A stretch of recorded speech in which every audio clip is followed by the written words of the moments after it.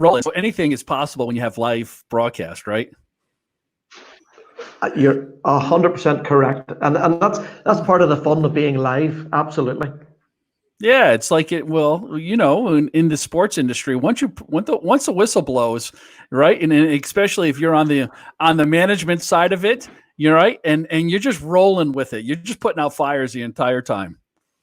Well, as we would say on the sports side, when somebody goes across the white line, you've done all that you can do from a management or a coaching point of view. It's now up to the players to do their piece. We're definitely in interesting and strange times, that's for sure.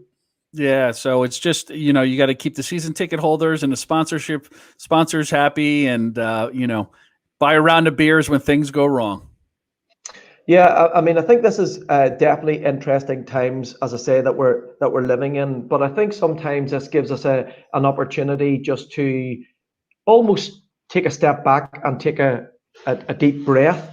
And what I mean by that is now's the time, I think, when you've got opportunities like this to conduct some research, to look at some plans, and to do some work that you maybe didn't have time because you're going at 100 miles an hour.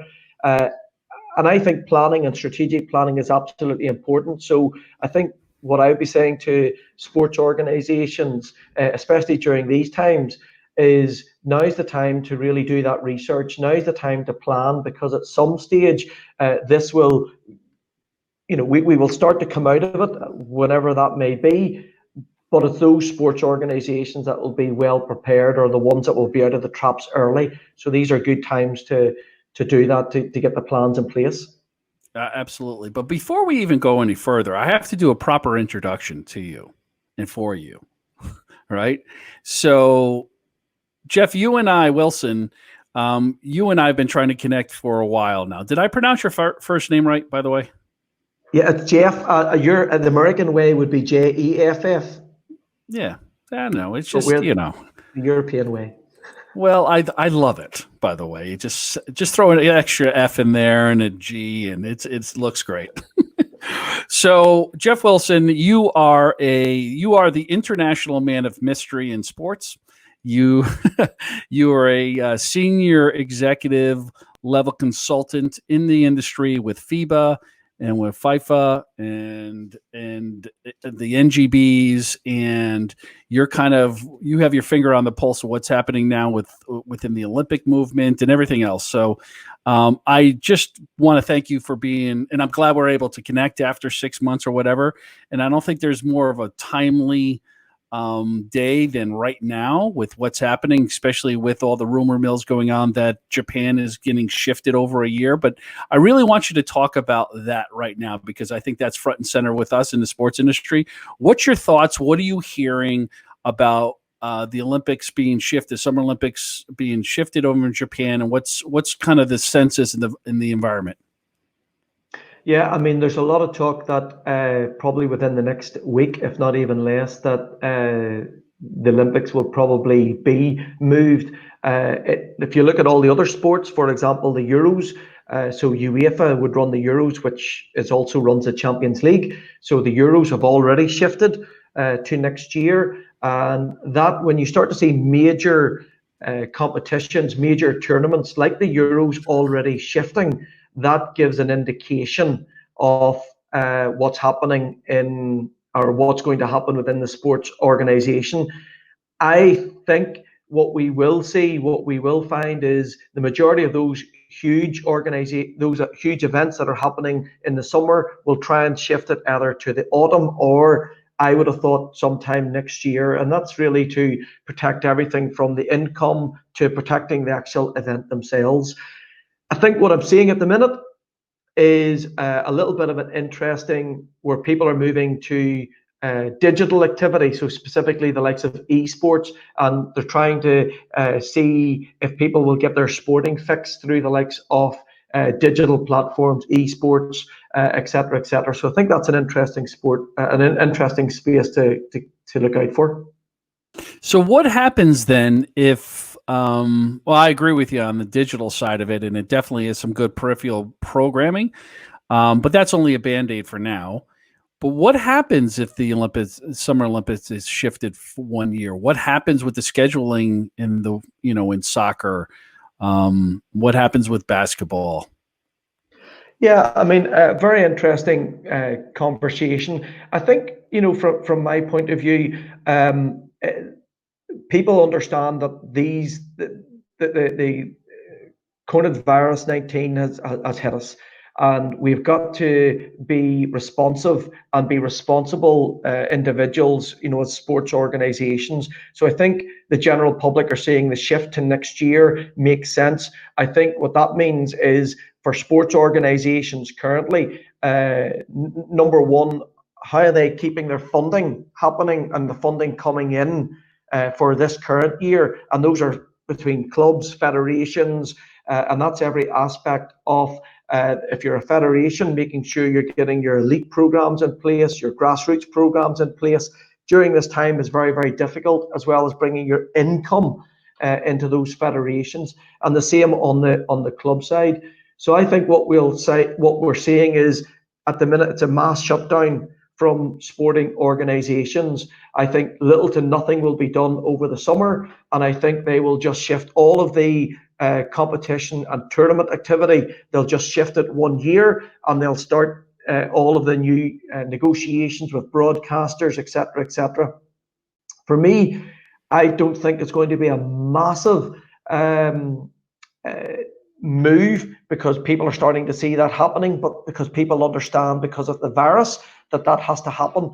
So I think for me, it's more, how do those sports organizations and federations, especially those involved in the Olympics, how do they ensure that they're financially viable when there's a year of doing no tournaments? I think that's going to be an interesting area to look out for. The world is shifting and changing. I know it's a major issue over here, especially with all our degenerate gamblers out there who missed out on college basketball and NBA, and now baseball season being delayed. So I don't think any of us have ever seen no sports ever being played anywhere in the world. It's an entire, $150 billion industry is completely shut down right now. And go ahead.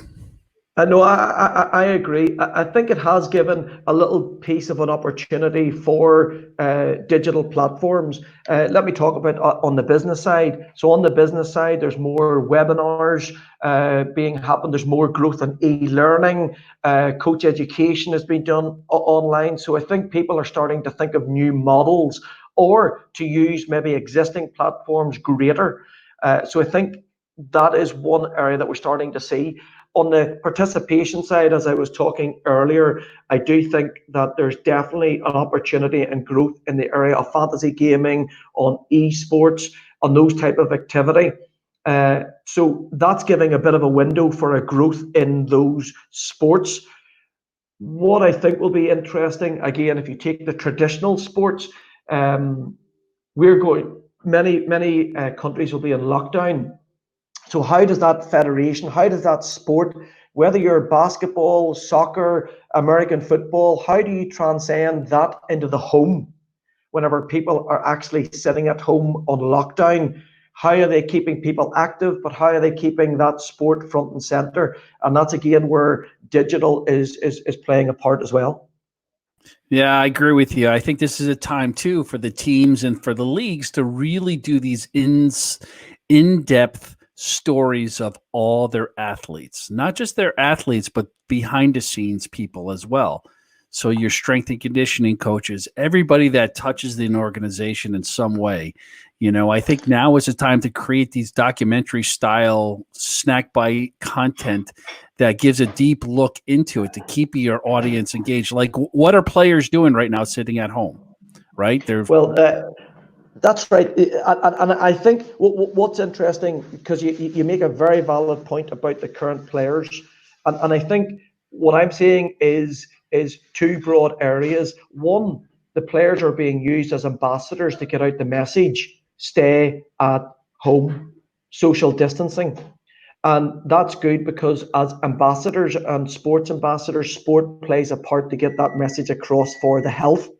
But I think then number two, you're starting to see like keepy upsies on toilet roll, and you're starting to see the personality behind the athlete.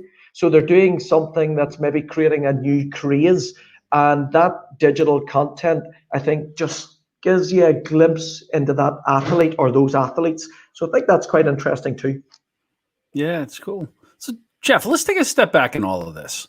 Let's talk about you. I mean, you and I connected on LinkedIn, right? And the power of LinkedIn right now, where it couldn't be a better time for all of us to reach back and build up our community and really spend time to have this conversation.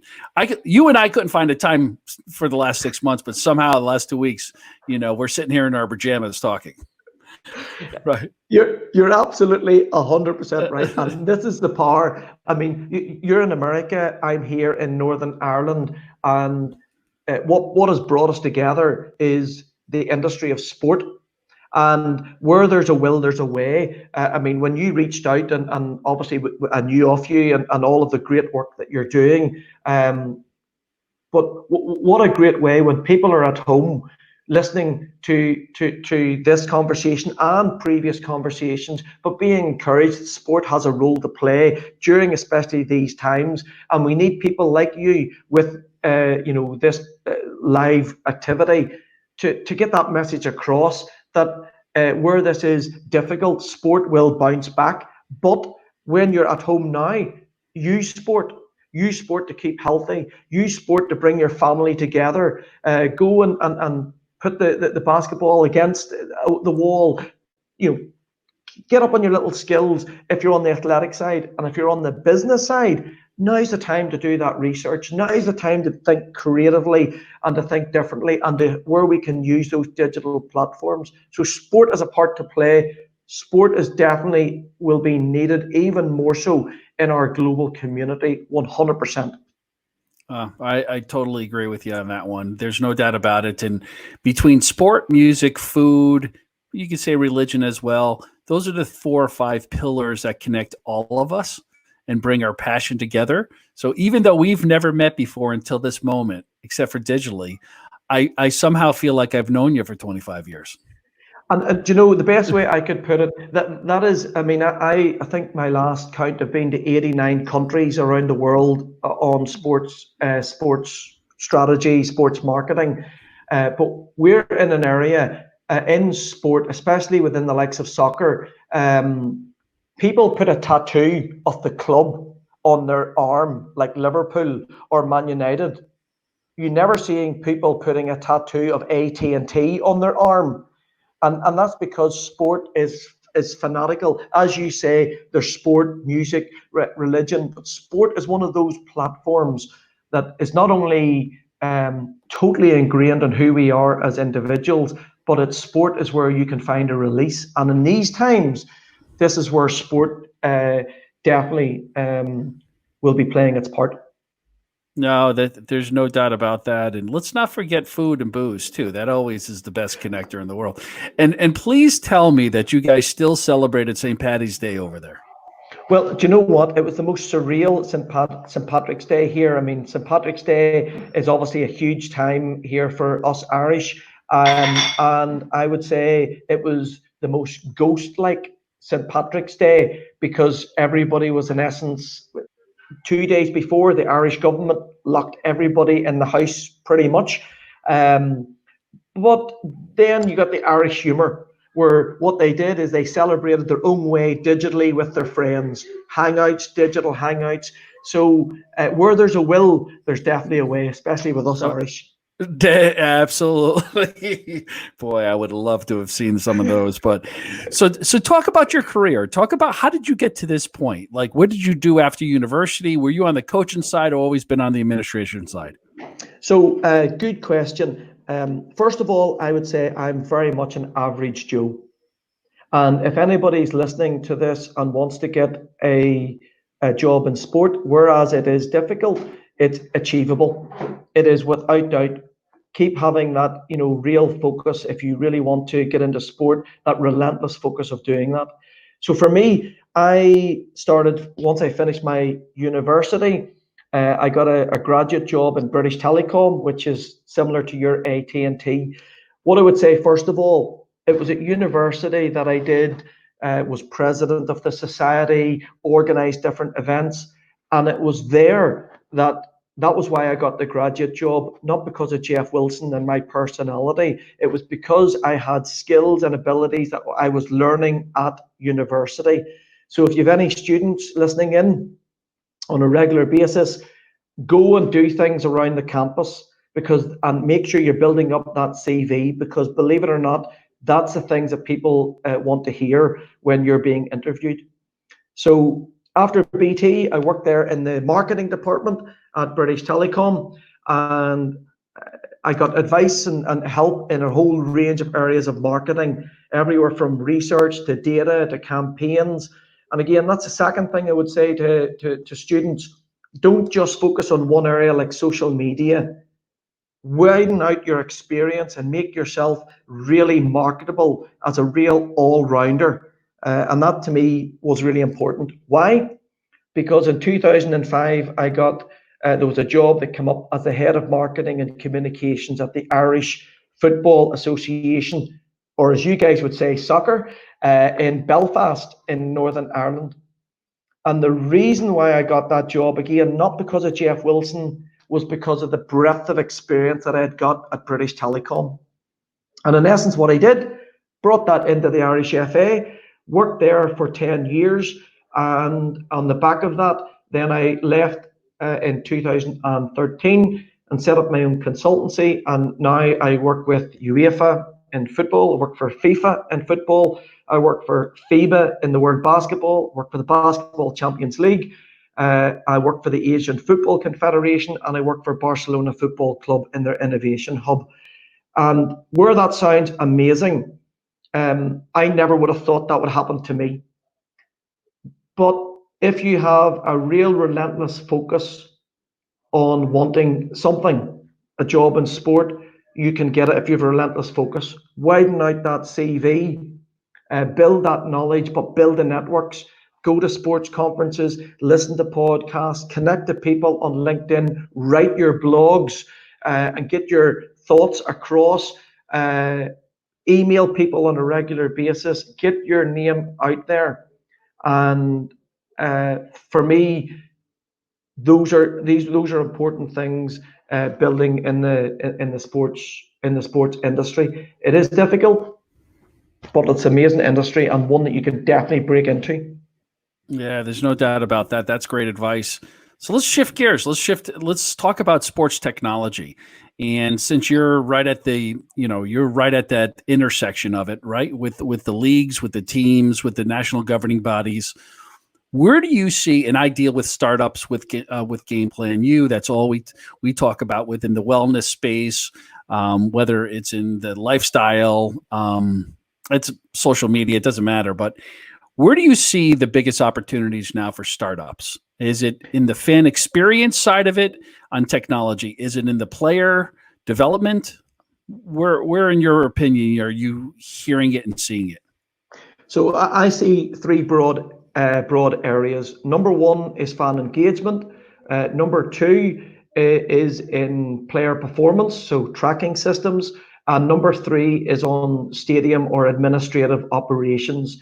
So on the stadium administrative operations, that things such as CRM, digital transformation of the administration. On the player performance, that's player tracking and performance activity, coaching, etc., digitally. And then on the fan engagement, that's a much wider area. So to me, I see great opportunities. Number one, in the fan engagement area is the first, and number two, in the area of digital transformation.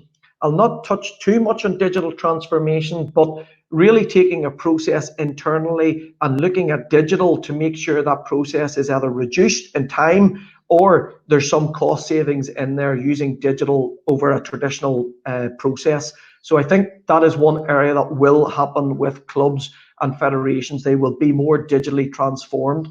I think on the fan engagement side, so I created a model that was about fan engagement, and that talked about you've got game day at the stadium. You've got game day not at the stadium. You've got non-game day at the stadium and non-game day not at the stadium.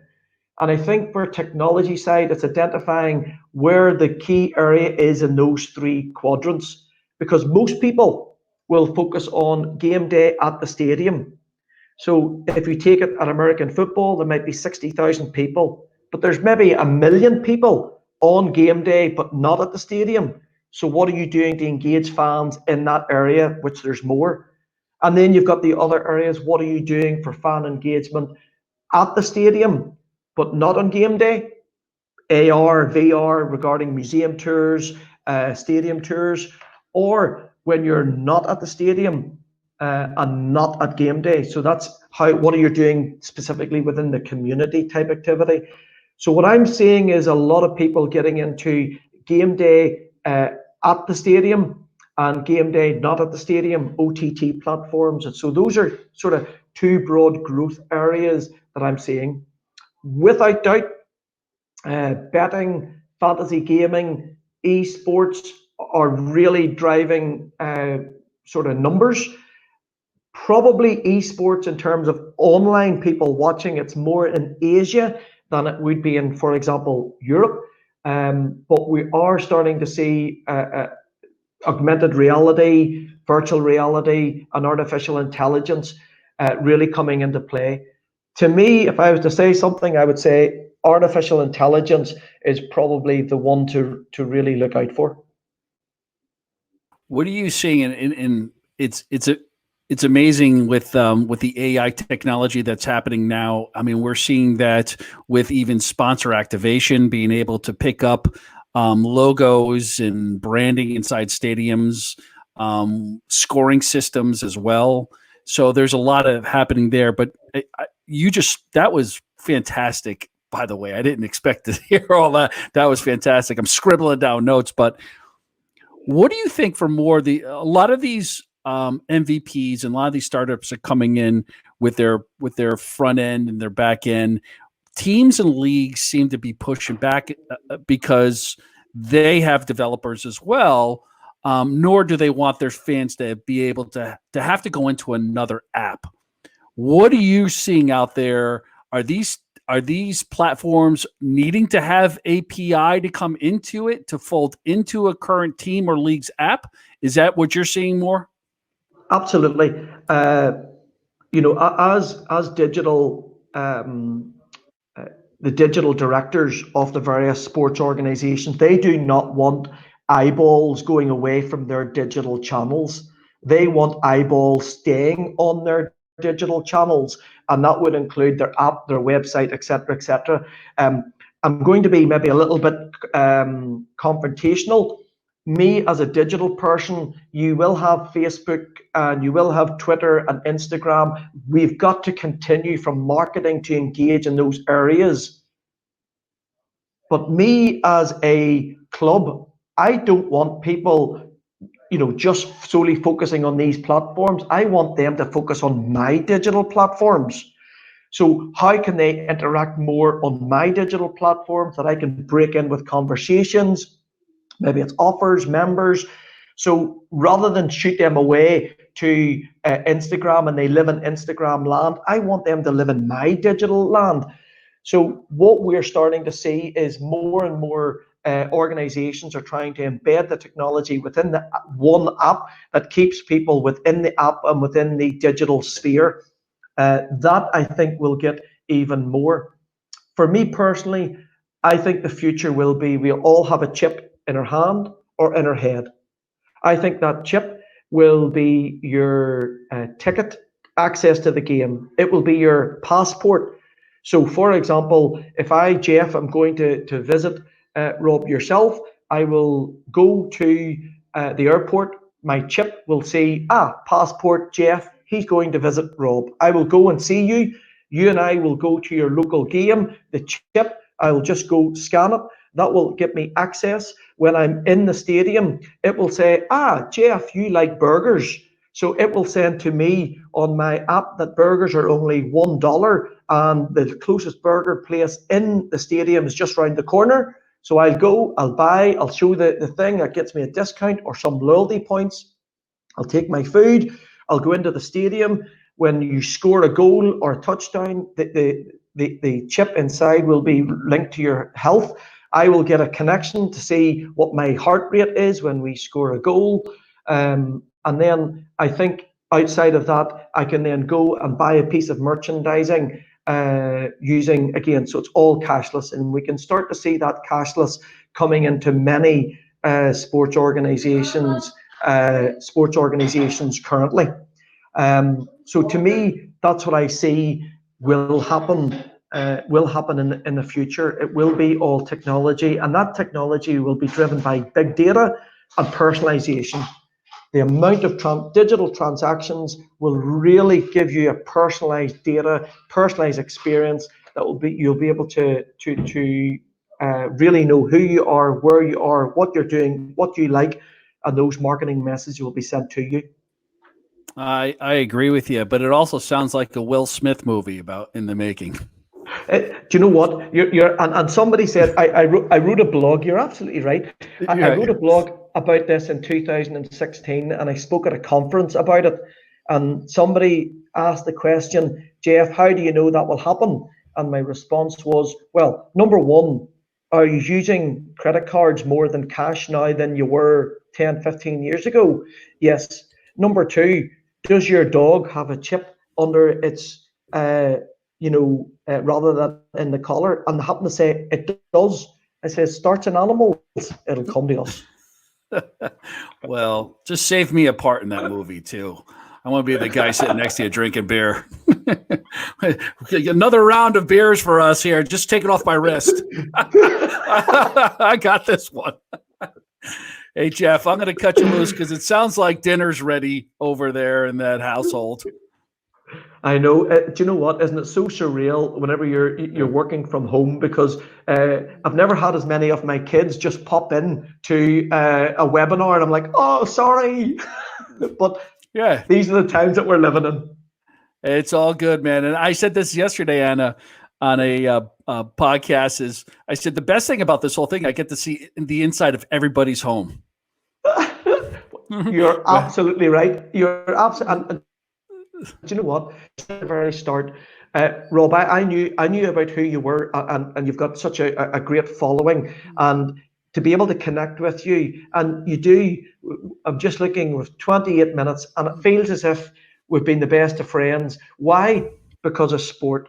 But what we need is people like you getting that message out there through the likes of podcasts, whatever it may be, that gets people to remain positive in these times of dark need, that sport has a part to play. Get out there, keep fit. And when I mean out there, I mean do your gym in your house.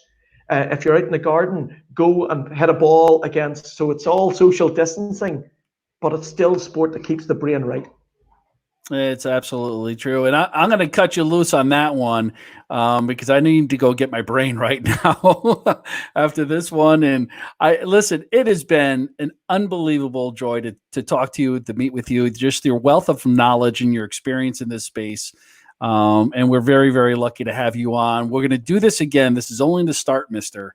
So I want to say the best wishes, stay healthy out there. Best to you and your family in Belfast and Northern Ireland. I'll see you soon, sir, and we'll reconnect hopefully in the next couple of weeks. All right. Keep safe, and thanks everybody, and keep safe. Thanks. This is Rob. That's Geoff over there. This is GamePlanU today. Thanks for everybody for joining us, and we'll see you soon. And wash your hands, people. Take care.